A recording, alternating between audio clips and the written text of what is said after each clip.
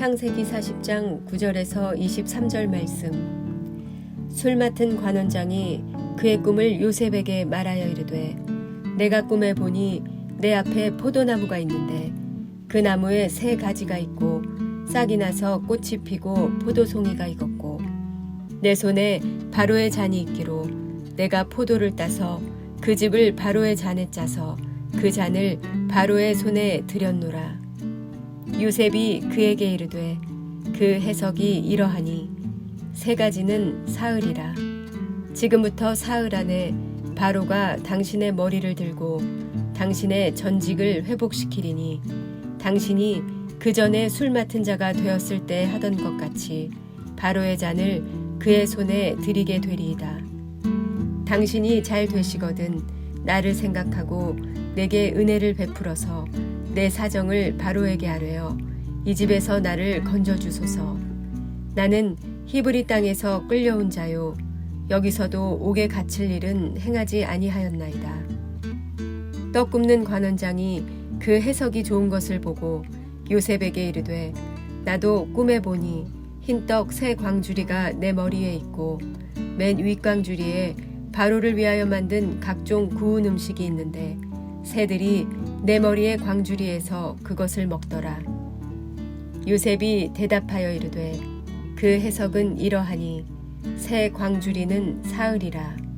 지금부터 사흘 안에 바로가 당신의 머리를 들고 당신을 나무에 달리니 새들이 당신의 고기를 뜯어 먹으리이다 하더니, 제3일은 바로의 생일이라.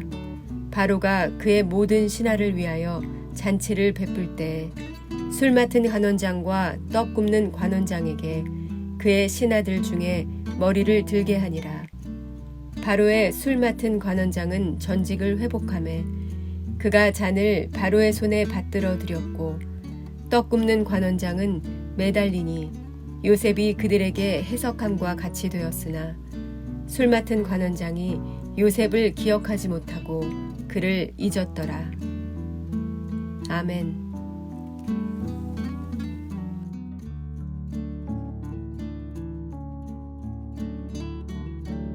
함께 기도하겠습니다. 하나님, 거룩한 꿈을 꾸며 거룩한 소망을 가지며 거룩한 비전을 가지며 살아가는 자 되길 원합니다. 하나님, 오늘도 주께서 허락하시는 그 뜻대로 이루어가며 살아가는 우리의 삶이 되도록 동행하시고 함께하여 주시옵소서.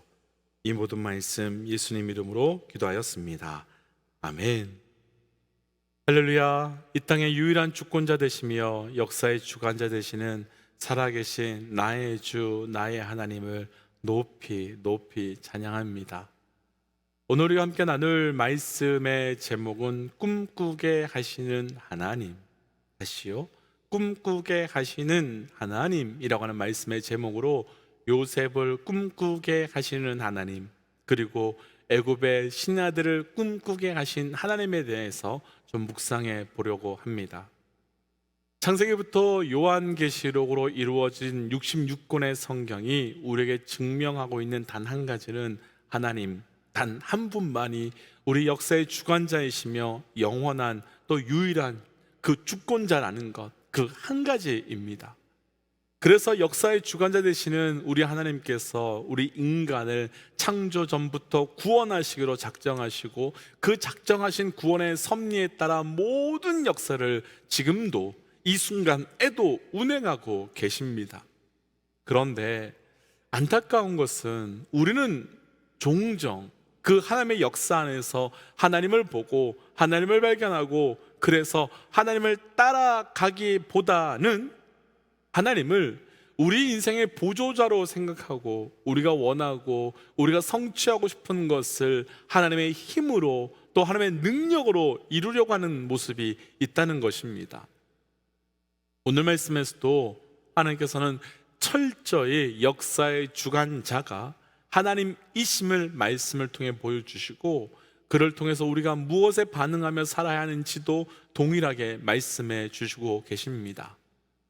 오늘 말씀을 통해서 꿈꾸게 하시는 하나님, 그 하나님의 역사가 어떻게 하나님의 주관자를 증명하고 고백하게 하는지를 함께 묵상하고 우리 삶에서도 그 동일한 고백이 있으시기를 주의 이름으로 축복하며 도전합니다. 꿈꾸게 하시는 하나님, 먼저 오늘 본문 중에요, 우리 13절과 14절입니다. 13절, 14절 함께 좀 읽어보겠습니다. 같이 읽지요. 지금부터 사흘 안에 바로가 당신의 머리를 들고 당신의 전직을 회복시키리니 당신이 그 전에 술 맡은 자가 되었을 때에 하던 것과 같이 바로의 잔을 그의 손에 드리게 되리이다. 당신이 잘 되시거든 나를 생각하고 내게 은혜를 베풀어서 내 사정을 바로에게 아뢰어 이 집에서 나를 건져 주소서. 아멘. 요셉이 감옥에 있을 때 술 맡은 관원과 떡 굽는 관원이 죄를 지어서 감옥에 들어오게 되었습니다. 그리고 오늘날 이들은 꿈을 꾸게 되자 그 꿈에 대해서 해석이 되지 않아서 근심하고 있을 때 요셉은 그 꿈에 대해서 해석해 주는데, 그 꿈의 내용을 간단하게 정리해 보면 술 맡은 간호는 포도나무에서 싹이 나고 꽃이 나는 꿈을 꾸는데, 이에 대해 요셉은 사흘 안에 당신의 전직이 다시 회복될 것이라고 말합니다. 또 떡 굽는 간호는 광주리에 그 떡이 있었는데 그 광주리의 떡을 새들이 먹었다라는 꿈이었습니다. 그리고 요셉은 그 꿈에 대해서는 당신이 사흘 안에 나무에 매달려 죽게 될 것이다 라고 하는 해석을 주었습니다. 그런데 놀라운 것은 요셉이 두 사람의 꿈을 해석해 준 대로 그 해석된 꿈 그대로 두 사람에게 이루어지고 성취되었다는 겁니다. 요셉이 해석한 그대로 3일 이후에 바로의 생일에 술 맡은 관원은 전직이 회복하게 되었고, 또 떡 굽는 관원은 요셉의 해석 그대로 죽게 되었습니다. 이 부분에서 우리의 신앙과 밀접한 관련이 있는 부분을 한 가지 좀 짤막하게 나누고 좀 넘어가 보고 싶습니다.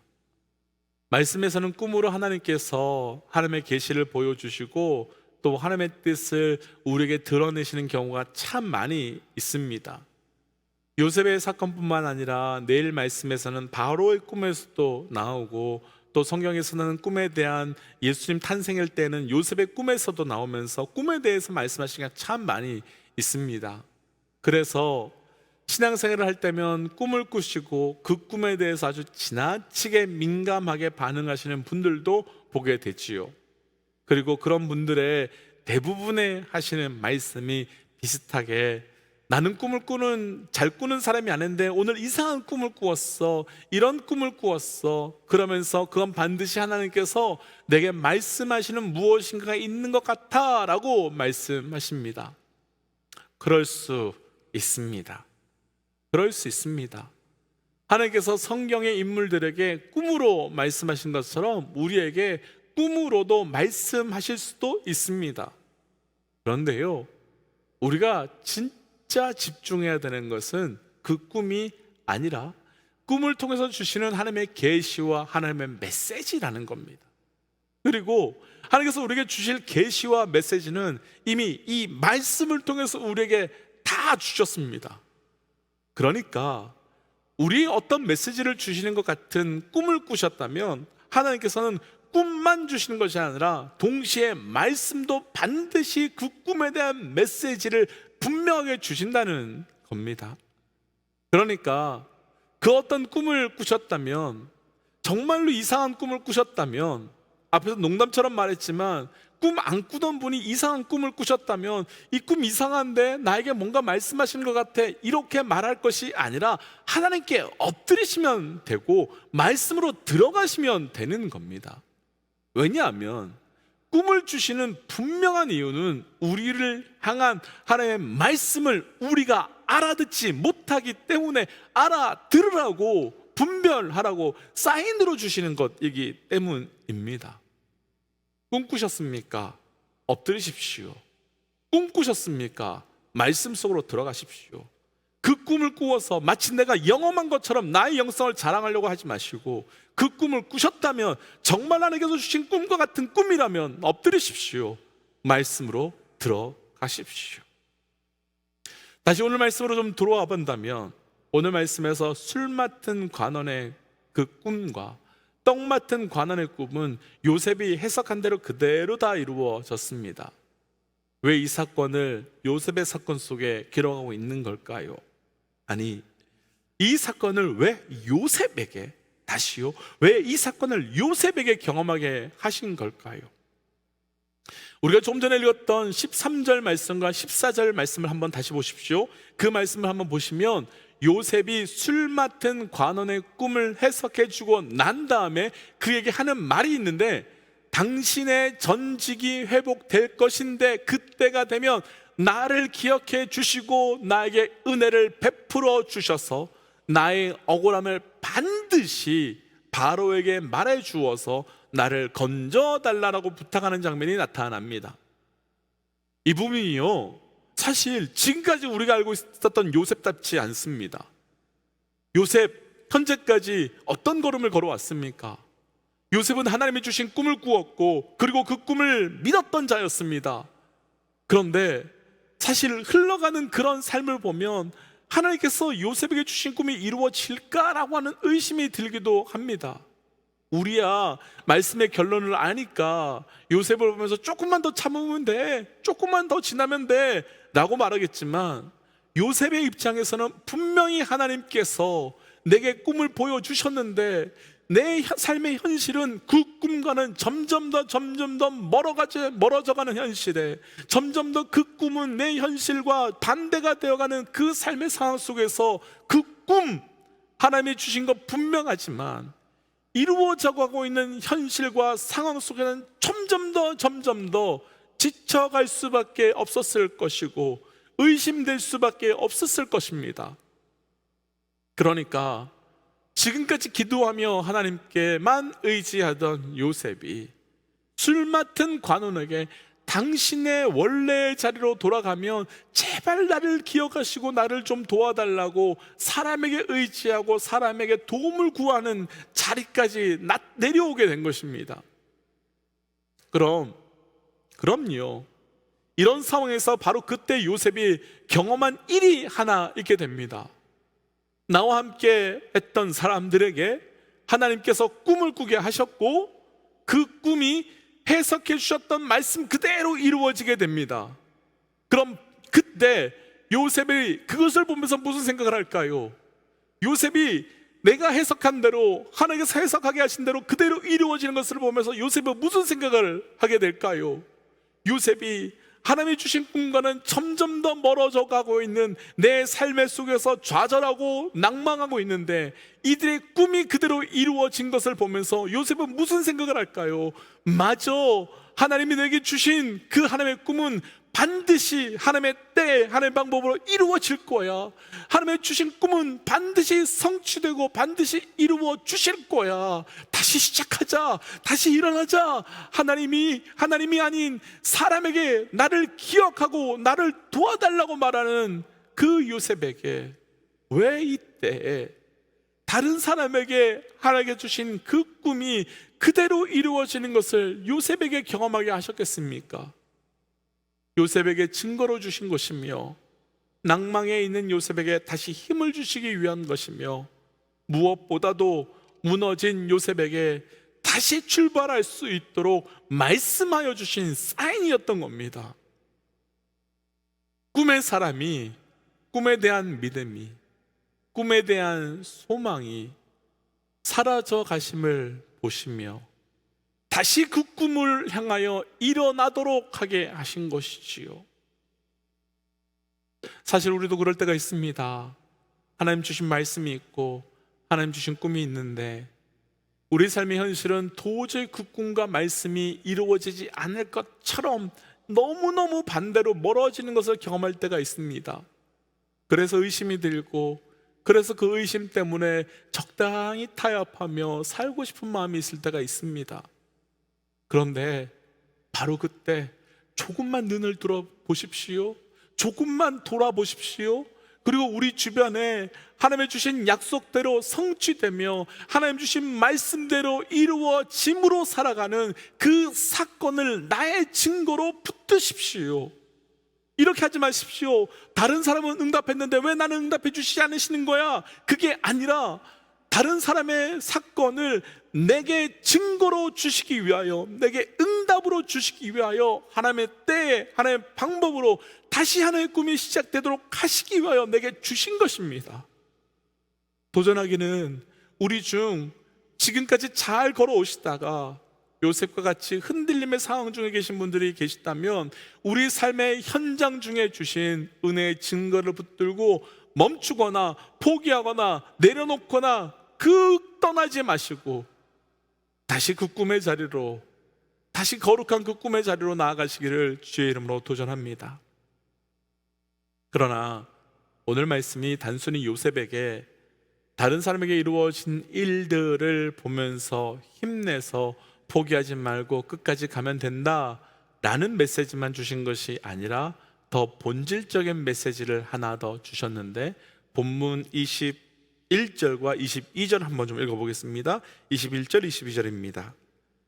바로의 술 맡은 관원장은 전직을 회복하며 그가 잔을 바로의 손에 받다 드렸고 떡 굽는 관원장은 매달리니 요셉이 그들에게 해석함과 같이 되었으나. 아멘. 이미 잘 알고 계신 것처럼 두 간원의 꿈은 요셉이 해석한 그대로 3일 후에 이루어집니다. 그러니까 술 맡은 관원은 회복이 되었고 떡 굽는 관원은 매달려 죽게 되었지요. 이런 상황이 되면 사실 우리가 궁금해하는 것은 어떻게 요셉이 이렇게 정확하게도 그 꿈을 해석할 수 있었을까라고 하는 요셉의 꿈 해석 능력이 궁금해지고 관심이 생깁니다. 그런데 이 사건에서 진짜 집중해야 될 것은 따로 있습니다.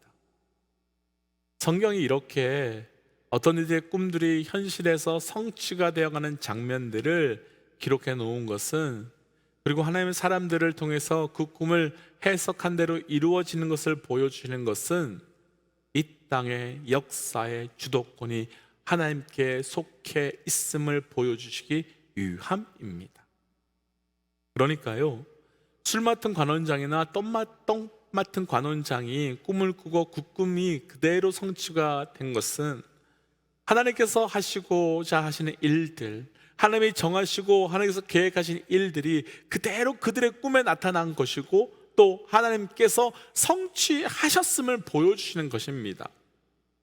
그러니까 우리가 그 꿈에서 놀라야 하는 것은 어떻게 정확하게 그 꿈을 해석할 수 있었을까가 아니라 어떻게 그 꿈이 해석한 대로 이루어지는 걸까가 아니라 이미 꿈대로 보여주신 그 사건이 조금도 틀림없이, 조금도 어김없이 완벽하게 이루어 나가시는 하나님을 보아야 되는 것이고, 그것을 성취해 나가시는 하나님을 찬양할 수 있어야 되며, 그래서 역사의 주관자와 역사의 주권이 하나님께 있음을 선포함으로 나아가야 하며, 그것이 우리의 하나님을 경배함의 이유여야 되는 겁니다.